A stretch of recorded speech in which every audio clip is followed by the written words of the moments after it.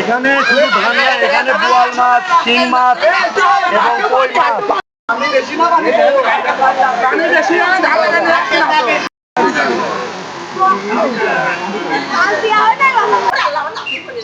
বিয়ে টিয়ে যে আজকের কথা শুনলি পারে বাবা যে আসেই না, ফিরিয়ে যায়, কয় যে মা আপো চাই দুয়াও চাই, তাই কয় ওই দেশে মিয়া বিয়ে দেবো না, গাঙে ডুবো মারবো, তা ওই দেশে যাবো না, হাঁটা যায় না, ওই হাঁটে যেতে হয়। এখন একটা রুগী অসুস্থ হলে পারে আর ওই কোনো ভ্যান পাওয়া যায় না, যদি কয়া যায় জিলাপি তেলা ভিতরে, তাহলে কয়া যায় তাহলে আর যাবো না, 500 টাকা দিলেও আসে না, কয় যে যাবো কেমবা, ও তো হাঁটাও যায় না, তার ভ্যান নিয়ে যাবো কেমবা, ওই রুগী কাঁধে করে নিয়ে জিলাপি তলা যায় ওটা লাগে। পথ ভালো না, আমরা আসবো কিভাবে চলাচল? এটা মোটর সাইকেল নিয়ে আসে না, এটা সাইকেল নিয়ে আসা যায় না, এটা রিক্সা আসে না, একটা ভ্যান আসে না, এটা মাই করে এর ভিতরে দেখতেছি না, আপনারা কিভাবে আসবে?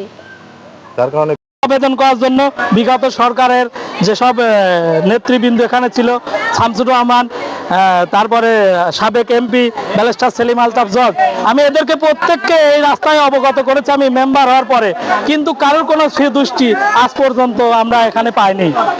আমরা এতই অভাগা, আমি সরকারের কাছে এবং টিওনো মহোদয় এবং ডিসি মহোদয়কে বলতে চাই, হয় আমাদের এলাকায় রাস্তা দেন, আর না হলে আমাদের পুনর্বাসনের জন্য কোনো স্থানে নিয়ে যান, আমরা সেখানে থাকবো, তা আমরা এই অবহেলার মধ্যে আর থাকতে চাই না। আর নতুন যে বাজেট হয়েছে, এই বাজেটের প্রথম যদি এই কুমারখালীতে কোনো বাজেট রাস্তার জন্য আসে, এই বাজেট আমাদের এই রাস্তায় দিতে হবে। রাস্তার সমস্যা, রাস্তা যেটা সমস্যা হচ্ছে, আমি এই স্কুলের প্রধান শিক্ষক, হিজলাকর উত্তর মহিলাম সরকারি প্রাইমারি স্কুলের প্রধান শিক্ষক। আমি স্কুলে আসতে, আমার মেন রাস্তা দিয়ে আমি আসতে পারি না।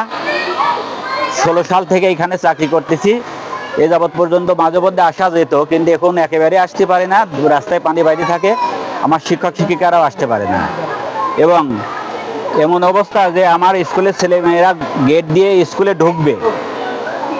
ঢুকতে গেলে পরে স্কুলে পানি দিয়ে গেটে এমন অবস্থা হয়, স্কুলের ছেলেমেয়েরা পোশাক পরে আসে, ওই পোশাকটা মানে পোশাক অবস্থা পরে দিয়ে আবার বাড়িতে যায়, হচ্ছে পোশাক খুলে আসি আবার স্কুলে আসি। এতে আমার ছেলে মেয়ের বহুত ব্যাঘাত ঘটতেছে, মানে স্কুলে আসি আবার ফেরত যায়, এই আসার খেয়া পড়ে যায় আবার ফেরত যায়, বাংলা ভাষায় যেটা বললাম।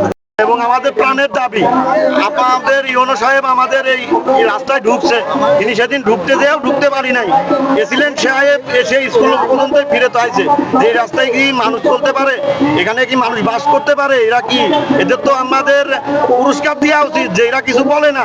যে ভাই আমরা আজকে একদম কিছু থেকে কিছু, আমার মায়ের অসুস্থ ছিল, আমার মাকে ভ্যানে নিতে আসতে পারি নাই, আমার মায়ের প্রচন্ড জ্বর ছিল। টানা 7মবারের মতো বেস্ট টিস্যু পেপার ব্র্যান্ড হিসেবে স্বীকৃতি পেয়েছে বসুন্ধরা টিস্যু। এই দুঃখটা তো শুধু আমার না, আমার এলাকাবাসী সবারই।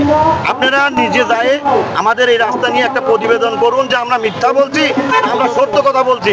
ছেলে মেয়ে স্কুলে যেতে পারে না, যারা কর্ম করে খায়, কর্মের লোকরা কর্মে যেতে পারছে না, একটা লোক অসুস্থ হলে হাসপাতালে যাবে, সে ব্যবস্থা, রাস্তার এমন অবস্থা যে একটা গাড়ি নিয়ে সেখানে সে যেতে পারে না।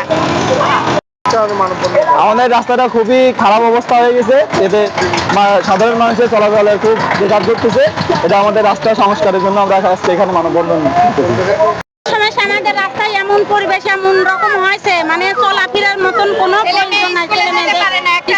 আসলে আপনারা জানেন যে আমাদের ওইটা একটা গ্রামীণ সড়ক, আমরা যে সড়কটা রিপেয়ার করি না কেন সেটা অন্তত 4 বছর পরে যে আবার রিপেয়ার করতে পারি। ওই রাস্তাটা আমার জানা মতে যে বছর 3 হয়েছে আমরা রিপেয়ার করছি, এখন আবার 4 বছরের মাথায় যে হয়তো রিপেয়ারের টাকা টুকা আমরা যদি পাই তখন আমরা করতে পারি। কিন্তু ওইখানে যেটা আপনারা জানেন যে প্রতিনিয়ত বোধ হয় 100 থেকে 150 ড্রাম ট্রাক, 10 চাকার ড্রাম ট্রাক যেভাবে বালি নিয়ে যায়, ওই গ্রামীণ সড়কের রাস্তা থাকার কথা কিনা, এটা আপনাদের কাছে প্রশ্ন থাকবে আমার। এটা এই ড্রাম ট্রাক যতদিন পর্যন্ত ওই রাস্তাতে ওই রকম চলাচল করবে ততদিন ওই রাস্তা রাখার সুযোগ আমাদের হাতে নাই। এখন ওইটাকে হ্যাপি ডিজাইন করে যদি খরচ করা যায়, ওইটার উপরে আরসিসি পেভ করা যায়, তাহলে হলো রিজিড পেভ যেটা বলে, সেটা করলে হয়তো ওই রাস্তা থাকে। এইটা আমি প্রস্তাব পাঠাইতে পারি, এখন বরাদ্দ যদি পাই তখন দেখা যেতে পারে। আমরা এই বিষয়টা অবগত হয়েছি ইতিমধ্যে। আমরা যেহেতু এখন বৃষ্টির সময় মানুষ যেন ওখানে চলাচল করতে পারে এ বিষয়ে রাস্তাটা যেহেতু এলজিইডির, আমরা আমাদের যে এলজিইডির প্রকৌশলী রয়েছেন, উপজেলা প্রকৌশলী, সেই দপ্তরের মাধ্যমে যাতে দ্রুত এটা সংস্কার করে মানুষের চলাচল উপযোগী করা যায় এই ব্যবস্থাটি নিব এবং সময়ের সাথে সাথে আমরা চেষ্টা করব যে এটির একটি স্থায়ী সমাধান করার জন্য।